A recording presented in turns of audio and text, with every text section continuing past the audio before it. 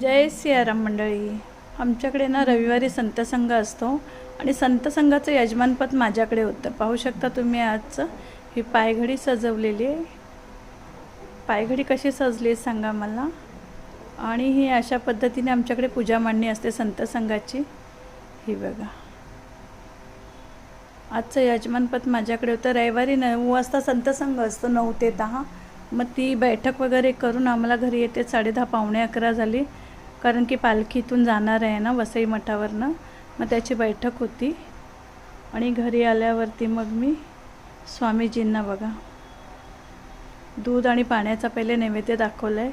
आल्या पहिले दूध आणि पाणी दिलं नैवेद्याला. आणि आता स्वयंपाकाचं जेवणाचं बाकी आहे, तर जेवणाचा नैवेद्य देते. पण म्हटलं आल्या पहिले दूध पाण्याचा नैवेद्य दिला आहे. पाहू शकता ही माझ्या घरची पूजा.